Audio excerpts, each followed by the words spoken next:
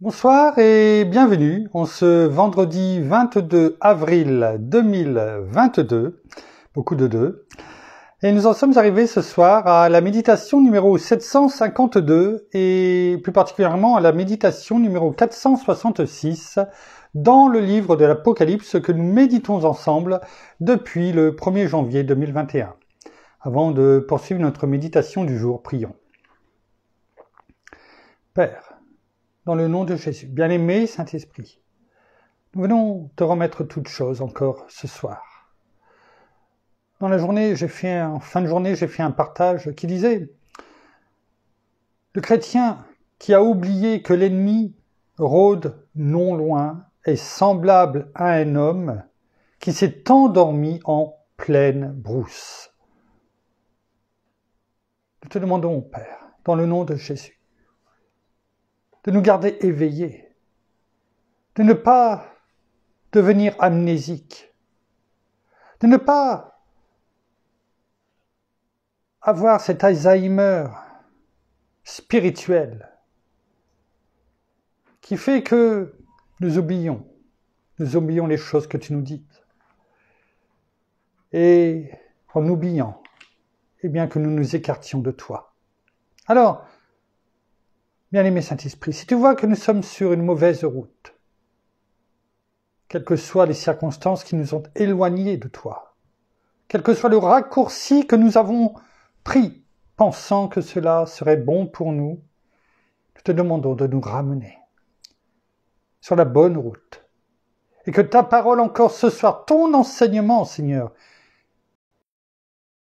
Esprit nous rappelle tout ce que tu veux nous dire. Que cela soit pour ta gloire, Père, dans le nom de Jésus. Amen. Nous poursuivons donc dans le livre de l'Apocalypse, chapitre 4, verset 8. Comme chaque jour maintenant, nous commençons à en prendre l'habitude, nous avons des coupures. Alors cela peut-être se voit en direct, mais moins dans les enregistrements en replay. Une fois quand il y a des sauts et que l'on reprend les choses, ce n'est pas parce que nous radotons, mais c'est parce qu'il y a eu à chaque fois des coupures. Je tenais quand même à le signaler. Donc reprenons ces versets 8 et 9 dans le chapitre 4 du livre de l'Apocalypse. Il est écrit...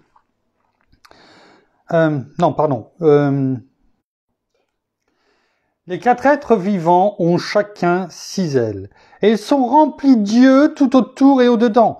Ils ne cessent de dire jour et nuit, Saint, Saint, Saint, est le Seigneur Dieu, le Tout-Puissant, qui était, qui est et qui vient. Et quand les êtres vivants rendront gloire, honneur et action de grâce à celui qui est assis sur le trône, à celui qui vit au siècle des siècles. Et bien sûr, nous voyons ici ces louanges, honneur, louange et gloire, action de grâce, remerciements, on le connaît tout cela, qui sont rendus à notre Père, mais aussi à notre Seigneur qui siège à ses côtés.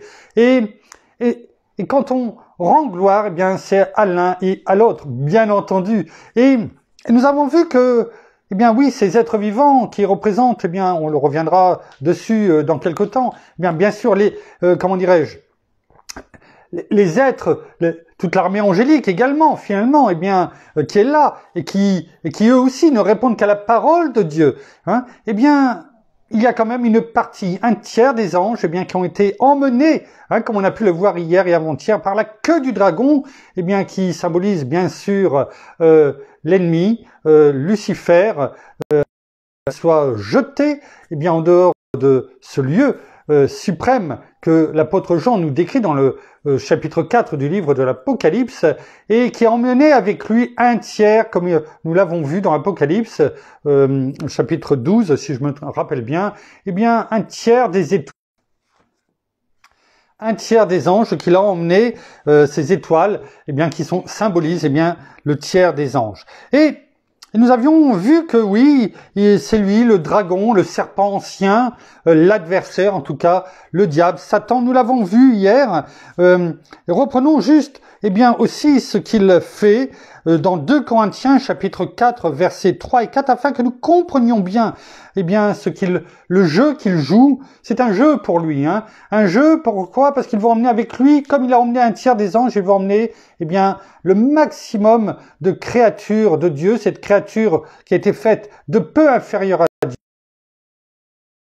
Dieu. Et s'il peut emmener un maximum de chrétiens en les faisant tomber, en les détournant, en leur faisant prendre des voies tortueuses, comme la parole le dit, dans Proverbe 14 au verset 2, hein, celui qui marche dans la celui qui marche dans la droiture craint l'Éternel, mais celui qui prend des voies tortueuses le méprise.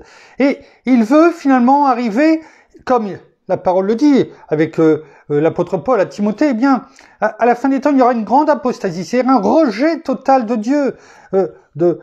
Et malheureusement, on a pu le voir dans les lettres, c'est notamment à la lettre de Laodicée. Oui, c'est cela. Nous avons pu voir, que malheureusement, il y a aussi des hommes, des femmes d'église, de Dieu, des enfants de Dieu qui délaisseront, qui deviendront froids et voire tièdes, et qui finiront par prendre part à cette apostasie. C'est pourquoi le Seigneur le dit, je suis toujours là, je frappe à la porte. Laissez-moi entrer, en tout cas, souvenez-vous de votre premier amour. Et hier, nous avions pris 2 Corinthiens, chapitre 4, versets 3 et 4. Il est bon de le reprendre pour que nous comprenions bien le jeu, entre guillemets, de notre ennemi. Si notre évangile est encore voilé, il est voilé pour ceux qui périssent, pour les incrédules, dont le Dieu, avec un petit dé de ce siècle, a aveuglé les pensées, afin qu'ils ne voient pas resplendir le glorieux évangile du Christ, qui est l'image de Dieu. Vous voyez, la parole nous dit qu'il a aveuglé les pensées. Hein, toujours le siège ou le terrain où a lieu ce combat. Et pour cela, pour que nos pensées ne soient pas aveuglées, il faut continuer à remplir notre cœur de la parole de Dieu. Il ne faut pas laisser l'ennemi, vous savez, monter, construire, un barrage. Et malheureusement, bien souvent, nous l'aidons dans nos pensées à construire ce barrage. Et vous savez, un barrage, à force de grandir, la lumière ne se fait plus. Et surtout, le gros problème, c'est que, vous savez, le fleuve de vie, celui qui sort du trône de l'agneau, du trône de Dieu, ce fleuve de vie qui est mentionné dans Apocalypse 22, au verset 1er, ce fleuve de vie, si nous construisons, si nous laissons ou nous aidons l'ennemi dans nos pensées, en l'écoutant, en lui disant, oui, qu'est-ce que je peux faire? Je ne peux plus rien faire, c'est perdu, vous voyez, toutes ces sortes de pensées négatives, nous l'aidons à construire ce barrage. Et il n'a pas besoin de nous pour cela. Mais nous l'aidons bien souvent, il faut aussi le dire, et en être conscient. Et à ce moment-là, ce fleuve de vie, comment voulez-vous, si nous avons construit, on l'a laissé en tout cas construire ce barrage, comment voulons-nous, qu'il coule en nous librement, qu'il nous lave, qu'il nous purifie. Oui, le sang de Jésus nous lave, nous purifie, nous justifie, nous sanctifie. Encore faut-il, le laisser faire au quotidien. Et ce fleuve de vie, c'est tout simplement la parole de Dieu. C'est pourquoi nous ne devons pas laisser fermer la parole. Nous ne devons pas fermer la parole, laisser la parole, la Bible fermée. C'est comme si que nous mettions, vous savez, ces boules caisses, vous savez, ceux qui font, les personnes qui travaillent sur les chantiers, ou des casques, et qui travaillent avec les marteaux-piqueurs, pour se protéger les oreilles, ils n'entendent rien. Ils n'entendent pas, c'est pour protéger du bruit. Et là, c'est la même chose. C'est comme si nous mettions,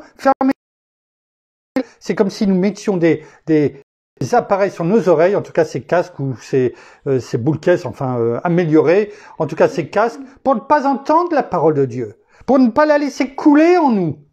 C'est la même chose. Et à ce moment-là,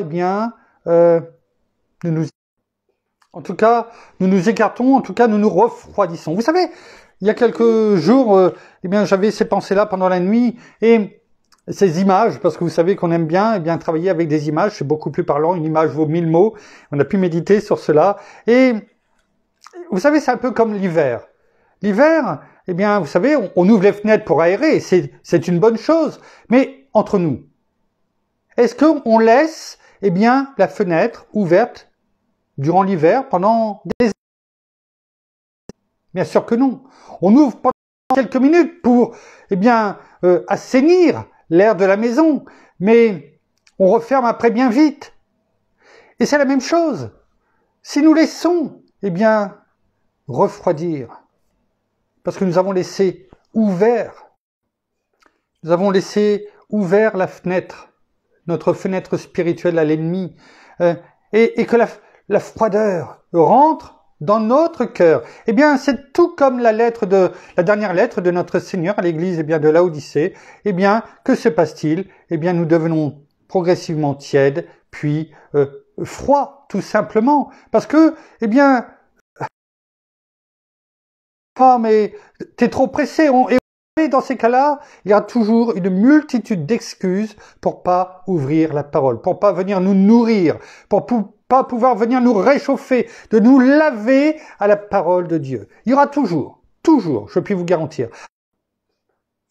Alors on pourrait dire, oui, mais bon, ça c'est pour l'hiver, mais l'été, quand il commence à faire chaud, il faut bien ouvrir les fenêtres. Oui, bien sûr, mais je puis vous garantir, parce que je suis passé par là, mettons des moustiquaires spirituels, à nos vies, à notre cœur, afin que nos pensées ne soient pas détournées. Pourquoi? Parce que si nous ouvrons les fenêtres pendant l'été, je puis vous garantir que vous allez être envahis de mouches. Vous le savez, parce que pour ceux qui n'ont peut-être pas de moustiquaires, vous mettez des choses, vous savez, où les mouches viennent se coller. Et je l'ai vécu. Et lorsque nous avons acheté, ici, notre maison en 2007, la première chose que j'ai fait mettre des moustiquaires à toutes les fenêtres afin que les mouches ne rentrent pas. Oh, je ne comprenais peut-être pas, ce que je comprends aujourd'hui. Mais vous savez, les mouches sont là et une mouche suffit pour détourner votre attention, pour vous énerver. Et elle revient, elle sait qu'elle va se faire avoir à un moment donné. Elle connaît sa fin, mais elle n'aura de cesse de venir vous embêter tant qu'elle le pourra. De nuit comme de jour. Et c'est l'image aussi qui nous... Mettons des moustiquaires, à nos pensées, à notre cœur aussi, pour empêcher, ces mouches, c'est symbole de l'ennemi, aussi, comme dans les plaies d'Égypte, de venir, nous embêter à chaque seconde de nos vies. Mais il y a aussi, à part les mouches, il y a aussi les guêpes. Ces guêpes, ces abeilles, je n'ai rien contre eux, bien sûr, et on en a besoin dans notre monde. Mais si on laisse ouvert, on le voit nous aussi, attiré par le soleil, par la chaleur qui est là sur les murs de nos maisons, la moindre ouverture, elles vont rentrer et on risque, de se faire aussi piquer. Piquer, par l'ennemi. Et tout cela, nous devons, en prendre conscience. Ce sont des images afin que chacun de nous comprenne bien qu'il faut mettre des moustiquaires, qu'il faut ne pas laisser des barrages se monter, dans nos vies. Car ces murs, après, il faudra les abattre. Donc, vaut mieux ne pas laisser, et aider l'ennemi à les monter, plutôt que d'avoir du mal, à taper dessus. Vous savez, il y a ces murs que l'on peut construire, mais il y a aussi quelqu'un. Dans la parole, l'image nous est donnée avec Néhémie. Néhémie, lorsqu'il était dans le temple, lorsqu'il est revenu, de Babylone, qu'on lui a donné l'autorisation qu'il est venu parce qu'il fallait, remonter, construire et combler toutes les brèches sur les murailles, mettre des portes. C'est la même chose qu'on vient de dire. On parle de moustiquaires, lui c'était des portes, qu'il fallait remettre en place pour que l'ennemi ne rentre pas. Il fallait, boucher tous les trous dans les murailles, dans les murs de Jérusalem. C'est la même chose. Pourquoi? Parce qu'il savait qu'il ne fallait pas laisser la moindre brèche. C'est cette image qui nous est donnée. Et vous savez quoi? Il travaillait 24 heures sur 24 en roulement. Vous savez quoi? Ils travaillaient, et ils travaillaient tous, c'est ce qui est écrit dans la parole, avec leurs armes à la ceinture. On comprend mieux pourquoi dans Éphésiens 6, versets 10 à 18, notre Père, la parole nous demande de nous revêtir de toutes les armes de Dieu. tout d'abord de nous revêtir, de nous fortifier dans la force souveraine de notre Seigneur. Ça commence comme cela. Et après de nous revêtir finalement de Christ, de toutes ces armes qu'il nous donne, de la parole de Dieu. Parce qu'il est dit que revêtez-vous de toutes les armes de Dieu afin de pouvoir résister aux manœuvres du diable. Dans d'autres versions, contre toutes les ruses de l'ennemi, du malin, du diable. Parce que il est rusé. Il est rusé. Regardons ce qui est dit dans 2 Corinthiens, chapitre un peu plus loin, chapitre 11. Dans 2 Corinthiens, chapitre 11, verset 14. Regardons ce qui est écrit. Il est parlé là des faux apôtres, notamment, des faux enseignants, des faux apôtres. Au verset 14, il est écrit « Ce n'est pas étonnant, car Satan lui-même se déguise en ange de lumière. Il n'est donc pas étrange que ses serviteurs aussi, serviteurs de justice, leur fin sera selon leurs œuvres. » Et quand on regarde, dans d'autres versions, voilà ce qui est écrit en Nouvelle Français Courant et Parole de vie, il est écrit « Il n'y a là rien d'étonnant, car Satan lui-même se déguise en ange. Car Satan lui-même se déguise en ange de lumière. Il n'est donc pas surprenant que ses serviteurs aussi se déguisent en serviteurs du Dieu juste, mais ils auront la fin que mérite leur action. » Et quand on prend en Parole de vie, il est écrit « Rien d'étonnant à cela, en parlant des faux apôtres. » Satan lui-même fait semblant d'être un ange de lumière. Pour les serviteurs de Satan, faire semblant d'accomplir ce qui est juste, c'est donc facile. Mais leur vie finira comme leurs actions le méritent. Voyez, la parole nous le dit. La parole nous dit, il se déguise, il fait semblant. Et ses serviteurs aussi, ceux qui l'utilisent dans le monde, et bien sûr, ceux qu'il a emmenés avec lui. Vous savez, il connaît la musique. Il connaît la musique et il la connaît bien. Rappelons-nous ce que nous avions dit dans Ézéchiel, chapitre 28, au milieu du verset 13. On nous dit, en qualifiant, en le décrivant, Lucifer, lorsqu'il était là-haut, comment il avait été créé de façon parfaite, formidable. Il est dit, tes tambourins et tes flûtes étaient à ton service.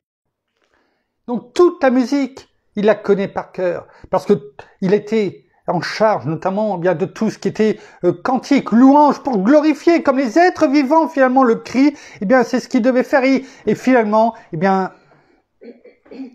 c'est pourquoi je vous disais, il connaît la musique. Il connaît la musique. Et quelquefois, il prend la place du chef d'orchestre. Alors, en se déguisant, oui, comme il connaît la musique, il connaît la parole. On l'a pu le voir, avec notre Seigneur. Il connaît la parole. Et c'est pourquoi il est bon déguise en ange de lumière. Si la parole nous donne ces avertissements, c'est qu'il faut aussi faire attention à celui qui tient la baguette. Qui tient la baguette dans notre vie? Et c'est pourquoi nous avons besoin de ce discernement dont nous avions parlé hier. Que notre bien-aimé Saint-Esprit, dans notre esprit, doit nous donner ce discernement. Mais pour cela, il faut que nous puisions au quotidien, à chaque seconde, je dirais, dans la parole. Que la parole, soit gardée, gravée sur les tables de notre cœur. Notre bien-aimé Saint-Esprit est en nous, dans notre esprit. C'est lui qui a inspiré la parole à tous nos frères, pour la gloire de notre Père. C'est pourquoi notre Seigneur dit, il est meilleur pour vous, il est préférable pour vous, qu'un autre consolateur vienne. Ne l'oublions pas. Laissons notre bien-aimé Saint-Esprit nous inspirer. Tout ce que je vous dis, c'est ce qui m'a été montré dans ces nuits précédentes. Toutes ces images. Oui, l'ennemi connaît la musique. Mais nous connaissons la partition. C'est la parole de Dieu. Nous connaissons même sa partition à l'ennemi, celle qu'il veut jouer. Alors, vous savez, le Créateur, celui qui a écrit la partition, celui qui l'a créé, ce n'est pas l'ennemi, c'est notre Père. Alors, notre Père, a envoyé son Fils, notre Seigneur Jésus, jouer la partition pour notre vie. Et notre bien-aimé Saint-Esprit, nous permet d'avoir ce discernement afin que nous puissions nous-mêmes, la jouer dans nos vies au quotidien. Alors, ne nous trompons pas. Ne nous trompons pas. Ne nous faisons pas non plus tromper. Ayons, comme on l'a dit hier, ces 3 récepteurs visuels que nous avons en tant qu'être humain, qui nous permet de discerner toutes choses au niveau couleur et spirituellement de voir l'ennemi. Ne pas être ces dichromates comme ces cerfs que le tigre facilement peut manger, en tout cas attraper. Pourquoi? Parce qu'il ne le voit pas, parce qu'il se cache, il se dissimule, il se déguise en ange de lumière. Spirituellement parlant pour nous, soyons trichromates, ayons ce discernement nécessaire. Voyons toutes choses, toutes couleurs, afin que l'ennemi ne vienne pas, nous happer, de faire de nous sa proie. C'est pourquoi nous avions prié aussi tout au début de cette méditation, afin que, en tant que chrétien, en tant qu'enfant de Dieu, en tant que disciple de Christ, nous n'oublions pas, que l'ennemi est là, qu'il rôde, comme un lion rugissant, sachant, regardant qui il va dévorer. Parce que si nous l'oublions, nous serons comme semblables à cet homme, comme le partage dont je vous partageais en début de méditation, qui s'est endormi en pleine brousse. Alors oui, certes, il peut le voir arriver, parce qu'il n'est pas, embêté par la verdure, et il peut le voir arriver. Le problème, c'est qu'il s'est endormi. Et dans ces cas-là, il ne le verra même pas. Sa vision ne lui sert plus à rien. Il s'est endormi au mauvais endroit, au mauvais moment. Ne soyons pas comme cet homme endormi en pleine brousse, spirituellement, parce que nous nous sommes éloignés, parce que nous n'avons pas voulu obéir, écouter, obéir à la parole, et à ce moment-là, nous avons confié nous-mêmes, la baguette à celui qui ressemble, qui se déguise en ange de lumière, mais qui n'est pas, celui qui dirige notre vie. Alors ne nous trompons pas, et sachons toujours, comme dit à Gethsémane, veiller et prier afin de ne pas entrer en tentation. Merci Père, merci Seigneur, merci bien-aimé Saint-Esprit, une fois de plus pour toutes ces images que tu m'as données tout au long de cette semaine, afin que nous puissions bien comprendre ce que tu veux nous révéler, que nous soyons toujours réveillés spirituellement, éveillés, et que tu nous donnes toujours ce que le Seigneur veut nous rappeler. Nous terminons par la prière. Seigneur, merci encore ce soir pour ton enseignement. Merci pour tout ce que tu nous donnes chaque jour. Merci pour cette parole que tu nous donnes qui est comme le miel qui coule sur nous et qui nous donne cette douceur et cet amour que tu as pour chacun d'entre nous.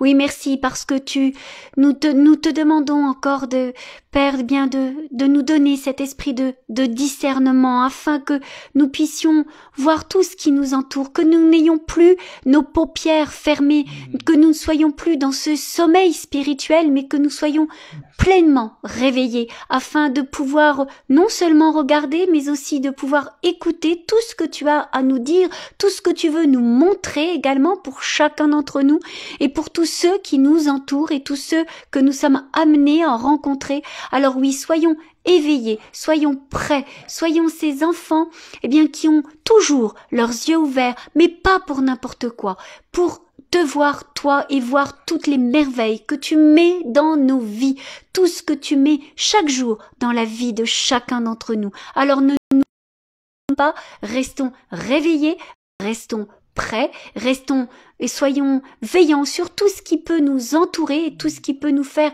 chuter, mais restons vraiment éveillés et soyons prêts à tout ce que tu nous demandes de faire, mais aussi à tout ce que vraiment à tout ce que nous pouvons entendre et qui peut-être nous paraît beau ou nous paraît doux à l'oreille, résonne comme une belle musique, mais qui en fait ne vient pas de toi, mais vient de l'ennemi et qui est là simplement pour nous faire chuter, pour nous faire tomber. Alors vraiment, tournons toujours nos regards, tournez vers toi et soyez tous abondamment bénis, frères et sœurs, dans le nom de notre Seigneur Jésus-Christ. Alléluia.